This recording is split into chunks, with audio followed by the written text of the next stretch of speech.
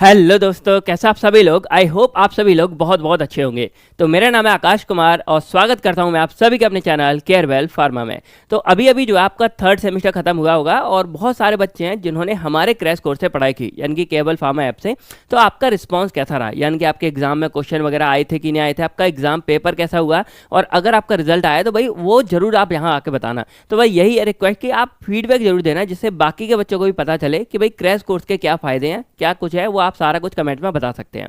बाकी अभी आप लोग जो है देखो एग्जाम के बाद बहुत ज़्यादा इनएक्टिव हो गए होंगे, क्योंकि रेस्ट कंडीशन में हो गए होंगे। तो मैं यही बोलूँगा कि आप लोग फिर से हो जाइए इनएक्टिव से एक्टिव और छोड़ दीजिए अपना बिस्तर, क्योंकि आज से हम स्टार्ट करने जा रहे हैं अपना नया फोर्थ सेमेस्टर। इस वीडियो में हम बात करेंगे अपने फोर्थ सेमेस्टर के सिलेबस के बारे में, कितने सब्जेक्ट रहने वाले हैं, आपको प्रैक्टिकल कौन कौन से देने होंगे। उसके बाद इसको रियल फार्मेसी क्यों बोला जाता है, क्यों बोलते हैं ना फोर्थ सेमेस्टर भाई हमारा रियल फार्मेसी, यहाँ से एक्चुअल फार्मेसी हमारी स्टार्ट होती है। इसके बाद थोड़ा बहुत क्रैश कोर्स के बारे में बात करेंगे, आपको कब मिल जाएगा, कितना कब तक कंप्लीट होगा, सारी बातें, और जीपेट आपको स्टार्ट करनी चाहिए कि नहीं, और एंड में हम जो हमारे सब्जेक्ट हैं उन सब के बारे में भी एक थोड़ा थोड़ा इंट्रो बात करेंगे। तो अगर सिंपली बात करें तो जो हमारा फोर्थ सेमेस्टर है, यहाँ आपको दिख रहा होगा, इसमें टोटल हमारे पास 5 सब्जेक्ट रहने वाले हैं। और 5 में अगर ध्यान से आप देखोगे तो 2 हमारे ऐसे सब्जेक्ट हैं जो सिर्फ अपग्रेड हुए हैं, यानी कि आप लोग का जो थर्ड सेमेस्टर था उसके अंदर आपकी पीओसी सेकंड थी, लेकिन यहाँ पे आपके सामने क्या है, पीओसी थर्ड आ गई है, जो एक अपग्रेड वर्जन है, यानी कि इससे थोड़ी हायर रहेगी। और एक आपके सामने जो फिजिकल फार्मास्यूटिक्स फर्स्ट था वो अब आपके सामने फिजिकल फार्मास्यूटिक्स सेकंड बन के आएगा,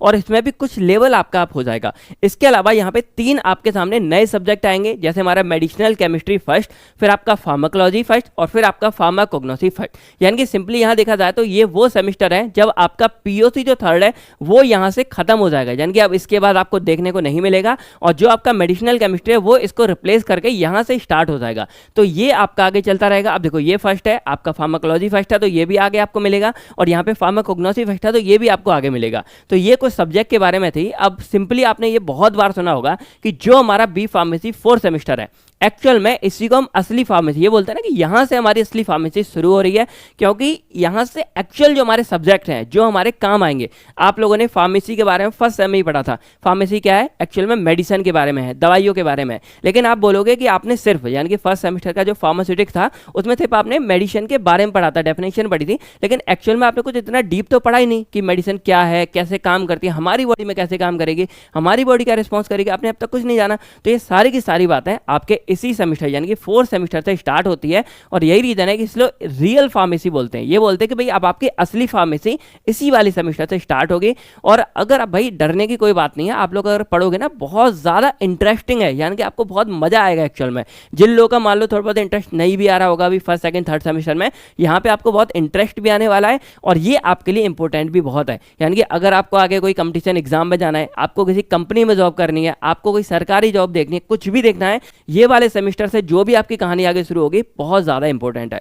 अब देखो इसका मतलब ये नहीं है आप सोचो फिर सर हमने फर्स्ट से थर्ड तक क्यों पढ़ा था, क्योंकि वो जो आपने सब्जेक्ट पढ़ा था ना वो एक्चुअल में इस वाले सेमेस्टर और आने वाले सेमेस्टर का एक बेस था। यानी कि अगर आप वो नहीं पढ़ते तो वो आप ये सब आपको समझ नहीं आता इजीली। अब जैसे एग्जांपल आपने रेमेडियल मैथमेटिक्स भी पढ़ा था फर्स्ट में, आपने बायोलॉजी भी पढ़ी थी। अब जो आपने मैथ पढ़ा था, क्योंकि यहाँ पे आपने इंजीनियरिंग पढ़ी उसमें काम आया, आगे आप एनालिसिस पढ़ोगे उसमें काम आएगा, तो वो आपका बेस क्लियर करने की जरूरी था कि आपको थोड़ी बहुत आदत लग जाए। अब यहाँ सिंपली देखा जाए तो जैसे आपने फर्स्ट सेकंड थर्ड सेमेस्टर में केमिस्ट्री पढ़ी थी, तो इनऑर्गेनिक केमिस्ट्री ऑर्गेनिक सारा कुछ मिला के आपका यहाँ भी एक पीओसी थर्ड नाम से सब्जेक्ट इसमें काम आ रही है, यानी कि पीओसी थर्ड में चल रहा है।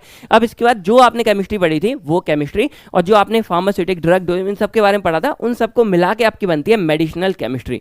और यहाँ पे आपको जो आपने अब तक ड्रग्स है ना उनकी केमिस्ट्री के बारे में पढ़ना है। तो जो केमिस्ट्री आपने पढ़ी है वो आपकी हेल्प करेगी यहाँ पे ड्रग की केमिस्ट्री को पता करने के लिए। तो जो आपने फर्स्ट से थर्ड तक पढ़ा वो भी आपका बेस नहीं है, वो आपके काम ही आ रहा है, जो आपके अब काम आएगा। अब जैसे आपने फार्मास्यूटिक पढ़ी थी, तो यही फार्मास्यूटिक्स आपकी क्या है फिजिकल फार्मास्यूटिक के रूप में आप पढ़ रहे हो, और आगे जाके यही आपके इंडस्ट्रियल फार्मेसी में बन जाती है। तो आपके ये भी आगे बस अपग्रेड वर्जन में जाती जा रही है। अब जो आपका एचएपी है, जो आपका पैथोफिजियोलॉजी है, ये जो सब्जेक्ट है यहाँ पे क्या है, एचएपी में आप बॉडी के बारे में पढ़ते हो, पैथो में बीमारी के बारे में पढ़ते हो। अब इन दोनों को कंबाइन करके आपका फार्माकोलॉजी बना है, जिसमें आप ड्रग के बारे में पढ़ते हो कि वो ड्रग आपकी बॉडी में जाएगा तो उस बीमारी को कैसे ठीक करेगा, और जिस ऑर्गन पे जैसे मान लो हार्ट किया तो हार्ट के बारे में जो आपने पढ़ा था वो आपने एचई में पढ़ा था। तो ये सब मिक्स करके आपका क्या है फार्माकोलॉजी सब्जेक्ट बना हुआ है। और आपने कुछ माइक्रो के बारे में पढ़ा था, तो माइक्रो के अंदर जो आपने ऑर्गेनिज्म पढ़े थे जैसे बैक्टीरिया वायरस वगैरह, वो बॉडी में जाके बीमारी कैसे कॉज करेंगे, उसको ठीक कैसे करेंगे, ये आप एंटीबायोटिक के अंदर पढ़ोगे जो कॉलोजी के अंदर है। फिर जो फार्माकोग्नोसी है इसमें मेनली आपके क्रूड ड्रग के बारे में बात करेंगे। तो देखा जाए ओवरऑल जो भी आप अब तक पढ़ते आ रहे हो वो कुछ बेस्ट नहीं, वो भी आपका आगे काम आ रहा है और इसी तरह आपके ये सब्जेक्ट बने हैं और ये 5 सब्जेक्ट आपके 4th सेमेस्टर में आते हैं। बाकी अगर आप बात करें तो देखो जो आपके प्रैक्टिकल है ना, अब जैसे आपको पता है प्रैक्टिकल भी सब्जेक्ट होते हैं, तो यहाँ पे अगर आप सिर्फ पीओसी को रहने दो तो जो बाकी के चारों सब्जेक्ट हैं इनका प्रैक्टिकल फाइल भी आपको बनानी होगी। तो केवल पीओसी के छोड़ के 4 सब्जेक्ट के आपके प्रैक्टिकल होने वाले हैं। अब बात करें अगर आपके क्रैश कोर्स के बारे में, तो देखो जो क्रैश कोर्स है ना कुछ ही दिनों में आपका हम लॉन्च कर देंगे और सब्जेक्ट आप देखो कमेंट करके बता सकते हो कि यहाँ पे 5 सब्जेक्ट हैं तो सबसे पहले कौन सा स्टार्ट किया जाए, वरना हम सिक्वेंस वाइज ही चलने का सोच रहे हैं कि सबसे पहले पीओसी देन मेडिसिनल, इस तरह भी हम कवर कर सकते हैं। तो जो भी आपका मन हो आप कमेंट करके भी बता सकते हैं।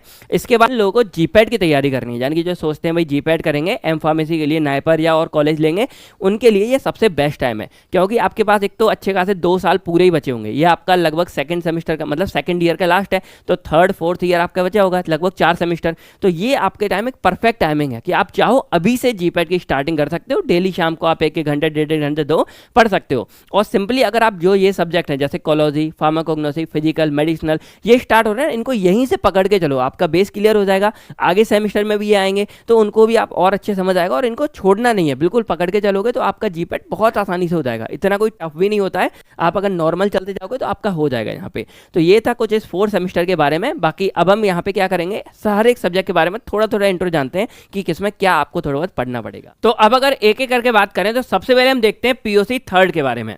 अब देखो जो हमारी ये वाली ऑर्गेनिक है यानी कि इस साल की, इसमें मेनली हमको बात करनी पड़ेगी हेट्रोसाइक्लिक कंपाउंड्स के बारे में।